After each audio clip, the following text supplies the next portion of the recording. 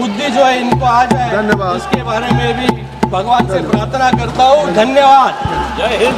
श्रीमती प्रियंका गांधी वाड्रा। श्रीमती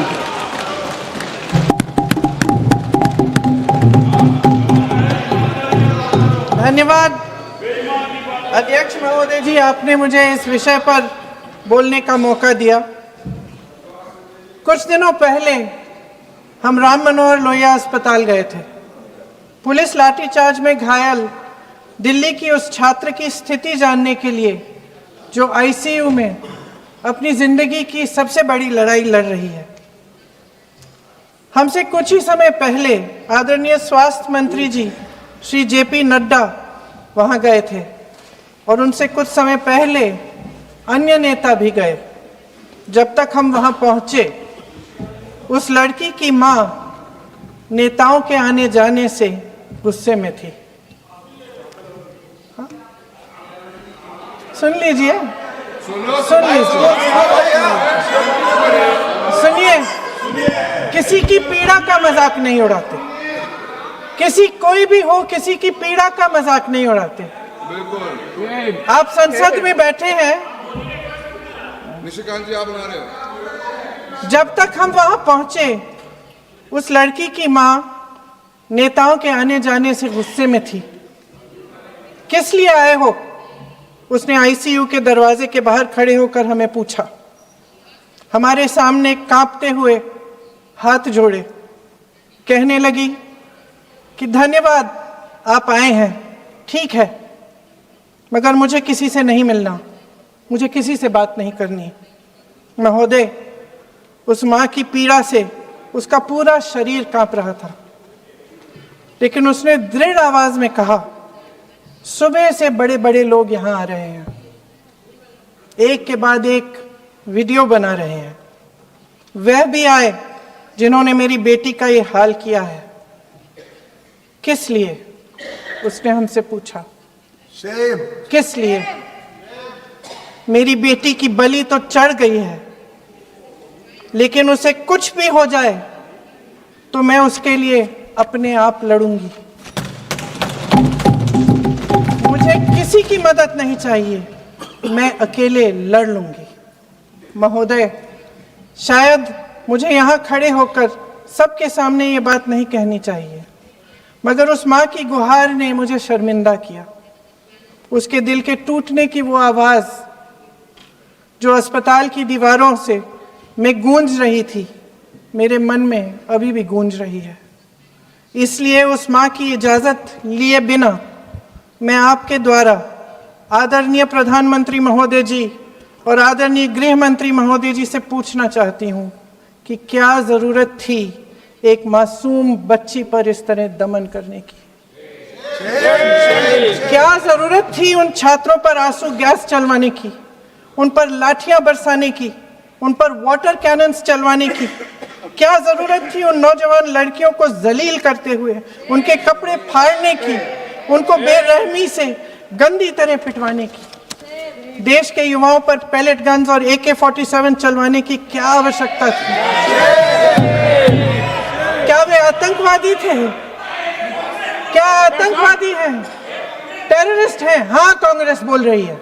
हाँ, कांग्रेस बोल रही है। जवाब दीजिए, जवाब दीजिए।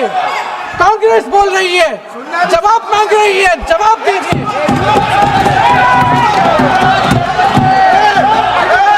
कौन जवाब देगा? कौन जवाब देगा? गृह मंत्री जी जवाब देंगे। किसने ऑर्डर दिया? किसने ऑर्डर दिया पैलेट गन्स चलाने के लिए? किसने ऑर्डर दिया?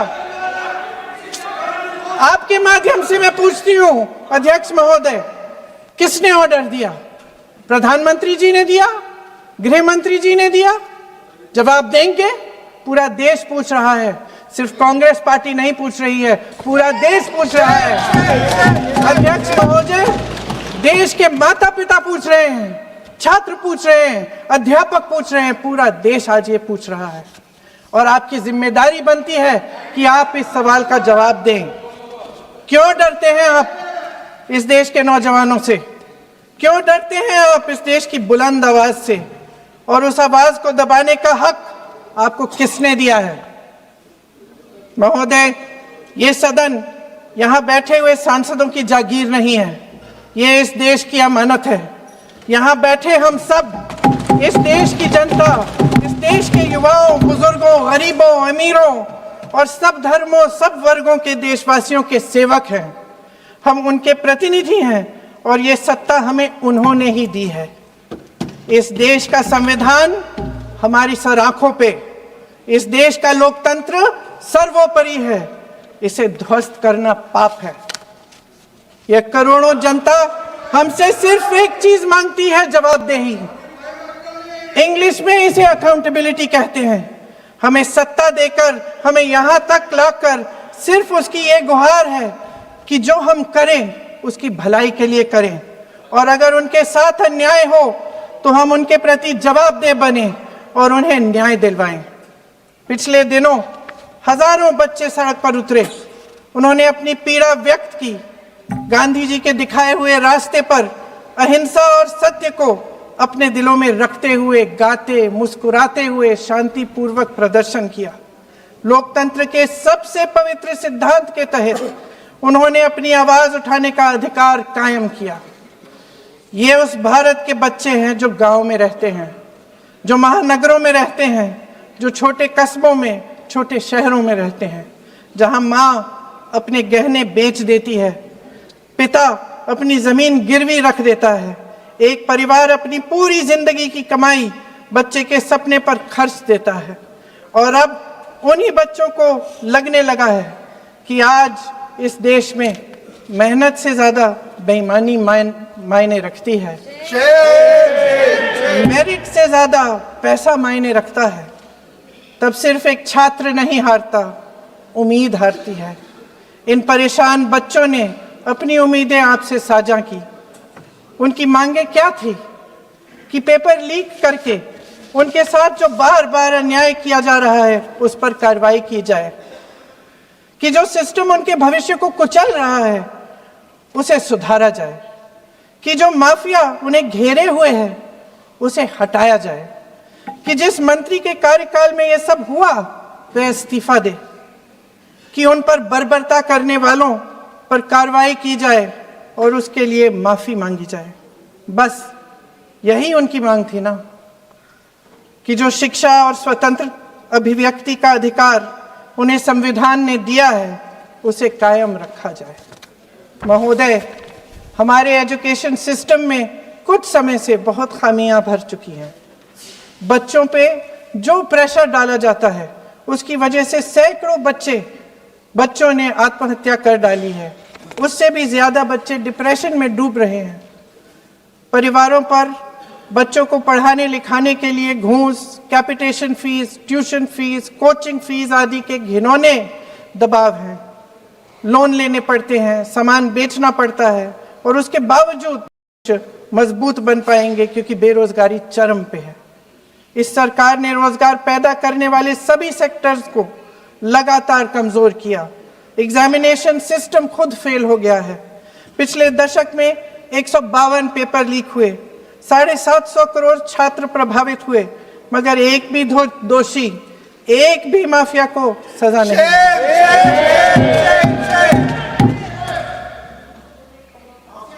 हमारे एजुकेशन में आरएसएस के प्रचारकों को भर भर कर उसे खोखला बना दिया है। जबरदस्ती एनटीए बनवाकर सिस्टम का केंद्रीकरण करके उसे और भी उलझा दिया। देश के कुल बजट में, हाँ जी जबरदस्ती, आपने अभी अभी सुना तमिलनाडु के हमारे साथी क्या कह रहे थे।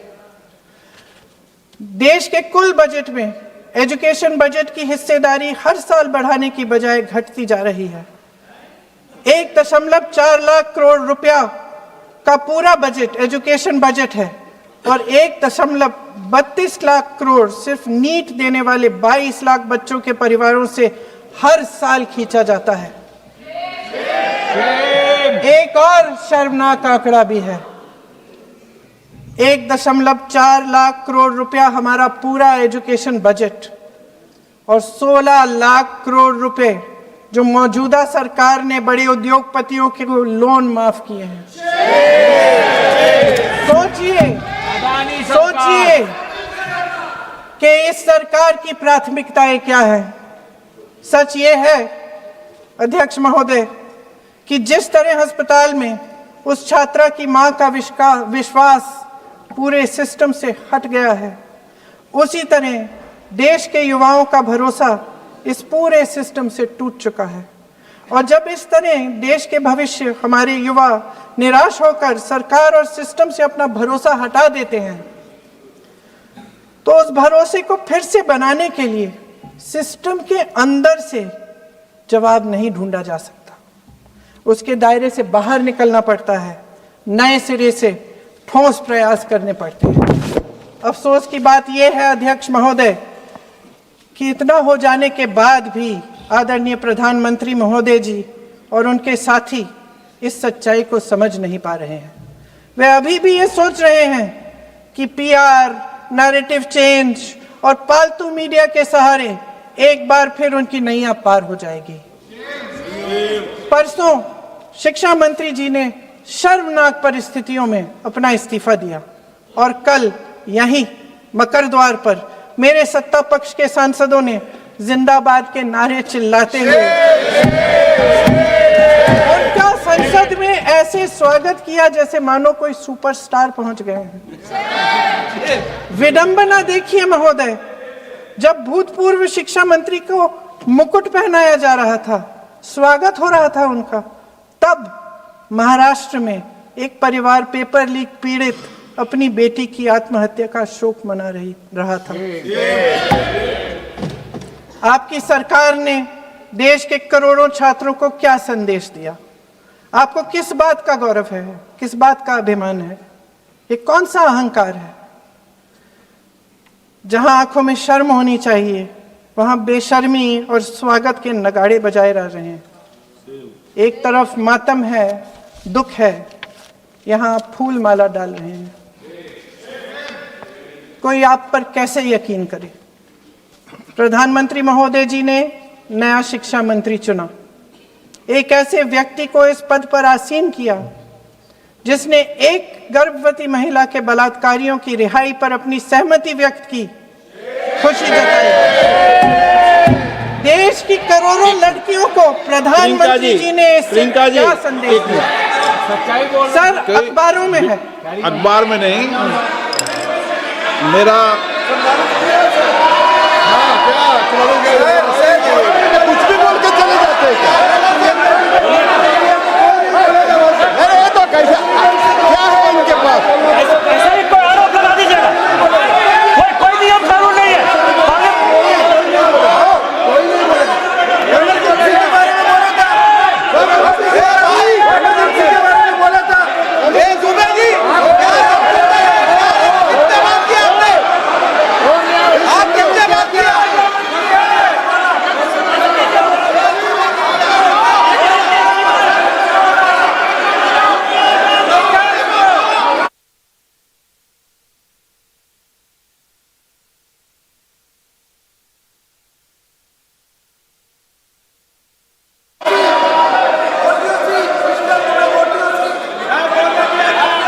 अध्यक्ष महोदय जी, जो श्रीमती प्रियंका वाड्रा गांधी जी बोल रही थी, तो बीच में उनके वहाँ से भी टोका टोकी पहले भी हुए, हमारे यहाँ से भी हुए थे।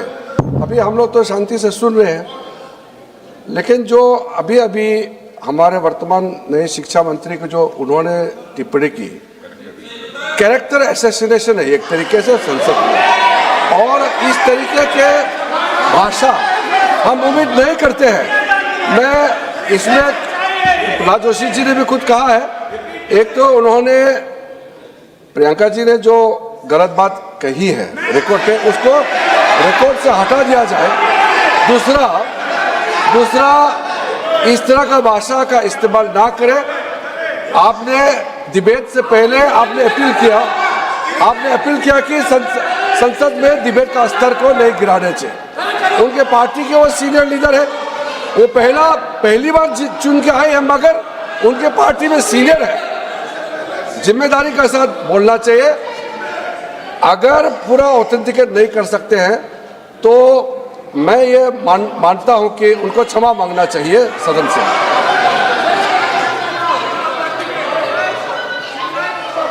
मेरा मत ये है सदन के अंदर, ये सदन सर्वोच्च लोकतांत्रिक संस्था का सदन है, इसका एक एक शब्द हमेशा रिकॉर्ड में रहता है।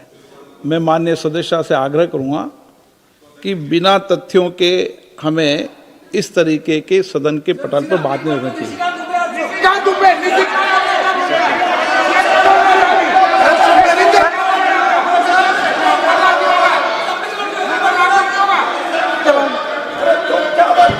ये तो डिलीट कर दिया, लेकिन आगे भी वो भी डिलीट करा सर। ये जो किसी का बोलता वो भी ये सीधे क्या बोल रहा था, क्या कर रहा था सर जो प्रहलाद जोशी जी ने बिल्किस बानो के बलात्कारियों की रिहाई पर जो बयान दिए, उसका प्रमाण मैं आपको दे दूंगी, मैं भेज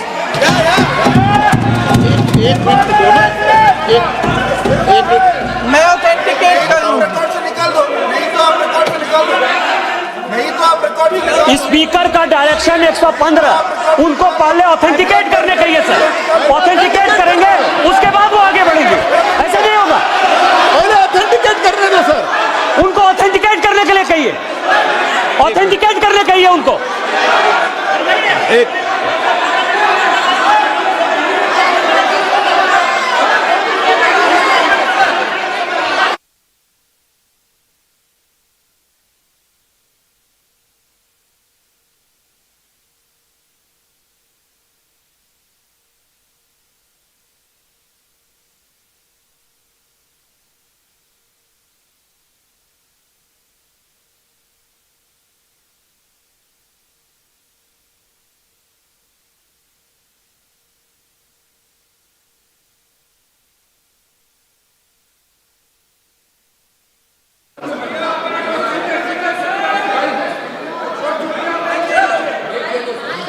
आप उनको बोलने दो, आप मत करो डिस्टर्ब। मैं एक विषय बता दूं, एक मिनट बताऊं। नियम 353 के अंदर फिर मैं एक बार स्पष्ट कर दूं, किसी भी सदस्य द्वारा किसी भी व्यक्ति के विरुद्ध मानहानि या अभियोगात्मक प्रकृति का कोई आरोप नहीं लगाया जाएगा जब तक कि सदस्य ने अध्यक्ष और संबंधित मंत्री को पर्याप्त अग्रिम सूचना नहीं दे दी हो। यह व्यवस्था है।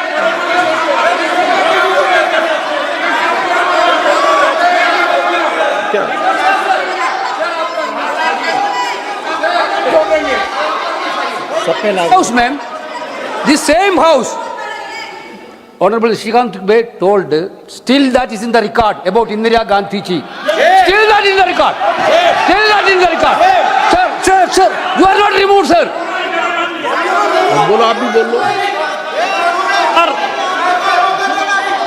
सर, केसी वेणुगोपाल जी ने जो नाम लिया है और मैं नेहरू जी के बारे में जो बात कहा है मैंने सर, मैं उस पर कायम हूं और मैं किताब जो है ऑथेंटिकेट करने के लिए तैयार हूं। अय्याज थे नेहरू, अय्याज थे। मैं फिर दोबारा रिपीट कर रहा हूं, आई एम अगेन रिपीटिंग, यही फैक्ट है और वो किताब में ऑथेंटिकेट करके दे रहा हूं। I am authenticating that book.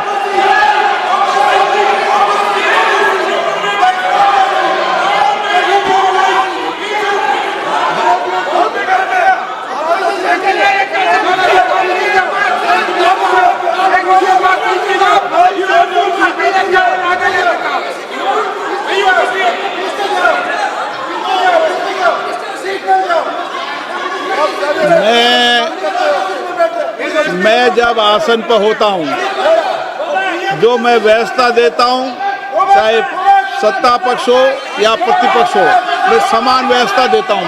मैं जब आसन पर होता हूं,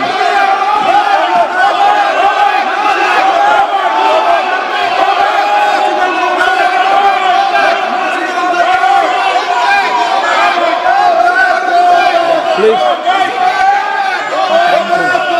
बोलने दो, आप उनको बोलने दें, उनको बोलने दें। नो, अरे आप उनको नहीं बोलने देना चाहते? चलिए 114 प्लीज चाहिए। सर प्रियंका जी को ऑथेंटिकेट करना चाहिए और जो मिस इन्फॉर्मेशन कर रहे हैं नहीं तो मिस इन्फॉर्मेशन के लिए कार्रवाई करना चाहिए सर। ये क्या कुछ भी बोल के चल सकते हैं क्या? और procedure for the minister the correcting the mistake 114 में अगर वो आपने जो रूल का जिक्र किया 353 में, मुझे कोई नोटिस नहीं दिया है, मैं इधर प्रेजेंट हूँ और मैंने ऐसे कैसे बिना ऑथेंटिकेशन बोल सकते हैं मुझे बिना नोटिस दिए हुए? इसलिए मैं इसको खंडन करता हूँ और उसको एक्सपेल करना चाहिए और उनको माफी मांगना चाहिए।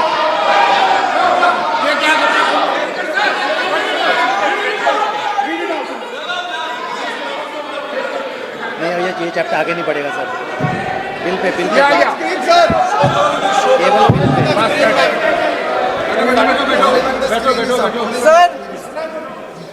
Sir here is a newspaper माननीय आर्टिकल। सदस्य, सर अरे आपने पूरा बुक ही लेके आए आपने बुक ही लेके आ सकता है। Sir written by a respected माननीय journalist. सदस्य, I will authenticate using this, sir. आप माननीय सदस्य प्लीज इसको छोड़ दें।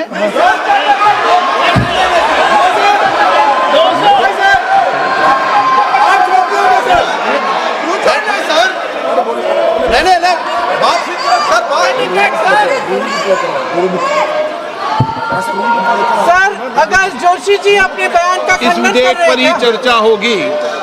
आप इस बयान का खंडन कर रहे हैं क्या नहीं, जोशी जी? माननीय से पूछेगा। सदस्य, मैं आपसे फिर आग्रह कर रहा हूं, इस सदन में इस विधेयक पर ही चर्चा होगी।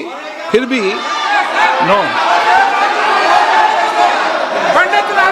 ये विधेयक का विषय नहीं है। आप नो, आप बोलो तो विधेयक पर बोलो, ये मेरी अपेक्षा आपसे। प्लीज सर, कभी- छोड़िए, ये रख दो। इस विषय को छोड़िए।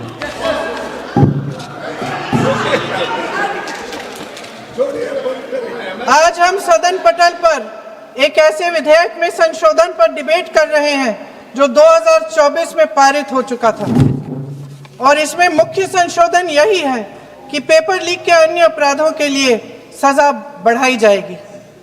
मगर जब से ये विधेयक पारित हुआ तब से अब तक इस सरकार ने एक भी अपराधी को सजा नहीं दी। आपने देखा है कि कल और परसों से फेस रिकॉग्निशन द्वारा प्रदर्शन करने वाले बच्चों के नाम और पते सार्वजनिक किए जा रहे हैं,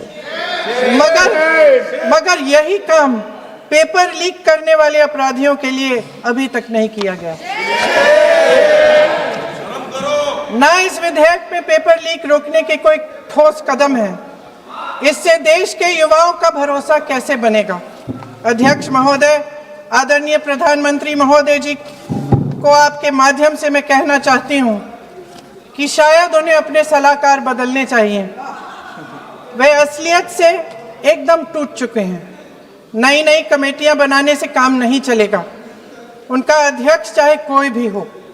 राधा कृष्ण कमेटी भी व्यवस्था में सुधार लाने के लिए बनी थी। आज तक उसकी एक सिफारिश लागू नहीं हुई है और इस नई कमेटी में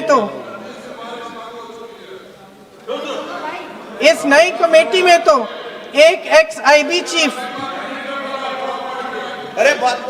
फिर चिल्लाएंगे, एक एक्स-आईबी चीफ, एक आईटी कंपनी के मालिक और एक गौमूत्र के विशेषज्ञ भी हैं।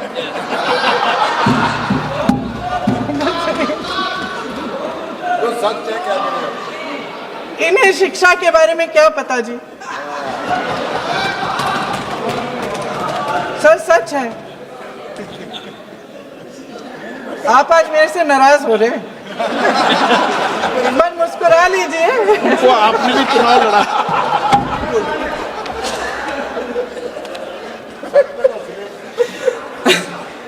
सर फास्ट ट्रैक कोर्ट्स का रिकॉर्ड पहले से ही बहुत खराब है। वैसे भी कल की सुनवाई में सीबीआई का वकील पेश ही नहीं हुआ। संसद में विपक्ष को दोषी ठहराने से, खोखले राजनीतिक खेल खेलने से काम नहीं चलेगा। आप जेन जी का भरोसा वापस जीतना चाहते हैं तो नए एंगल से अपने फोन से नए वीडियो बनाने से नहीं होगा।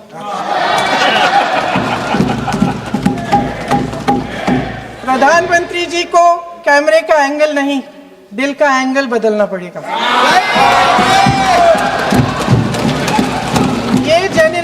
जागरूक है, समझता है, झूठ पहचानने की उसकी अपार क्षमता है। इनका दिल और दिमाग जीतने के लिए आपको सच्चाई पर उतरना पड़ेगा। आपके शासन के चलते इस नौजवान पीढ़ी के साथ घोर अन्याय हुआ है, बर्बरता हुई है। इस सच्चाई को स्वीकार करिए। अपनी जिम्मेदारी से पीछे हटने से काम नहीं चलेगा।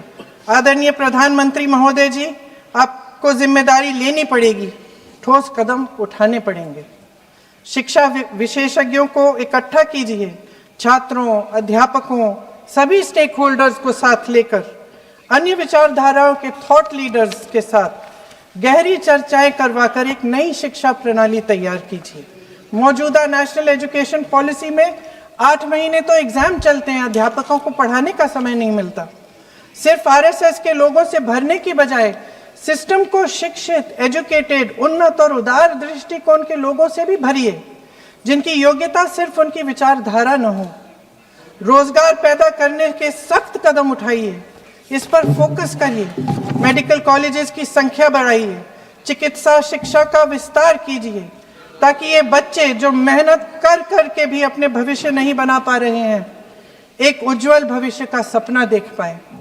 अध्यक्ष महोदय, छात्रों को सड़क से हटाया जा सकता है, लेकिन उनके सवालों को नहीं। हर लाठी जो किसी लड़की पर, किसी लड़के पर चली है, वे बच्चों की पीठ से ज्यादा सरकार की साख पर पड़ी है। देश के नौजवान न्याय मांग रहे हैं, भीख नहीं। वे यहाँ सरकार गिराने नहीं, अपना भरोसा बचाने के लिए आए थे। अध्यक्ष महोदय, आपके माध्यम से मैं सरकार को कहना चाहती हूँ, अपनी साख बचाइए, अपनी नीयत ठीक करिए, अपनी अकड़ का इलाज कीजिए, अपने वादों पर अमल कीजिए। आपके शासन में हमने बड़ी बड़ी चोरियां देखी हैं। चुनाव में वोटों की चोरी, राम मंदिर में चंदा की चोरी, आपके उद्योगपति मित्रों द्वारा देश की संपत्ति की चोरी, किसानों की जमीन की चोरी। लेकिन सबसे बड़ी चोरी, हाँ ठीक है, सबसे बड़ी चोरी तब हुई। कहिए, बोलिए।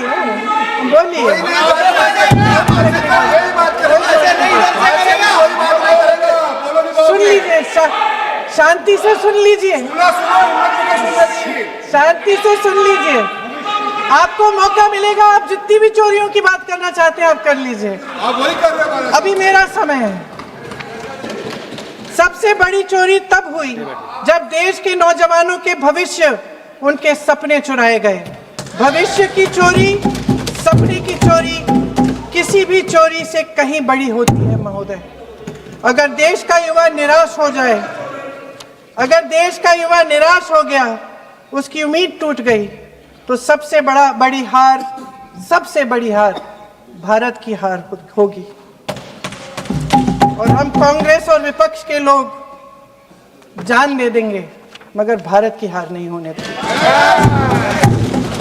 जय हिंद। सर, अब तो मुस्कुरा लीजिए, भाषण खत्म।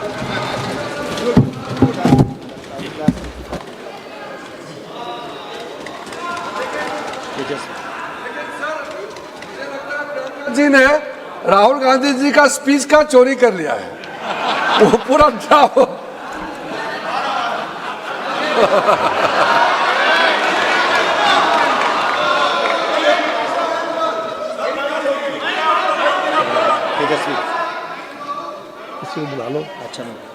तेजस्वी सूर्या। धन्यवाद स्पीकर सर।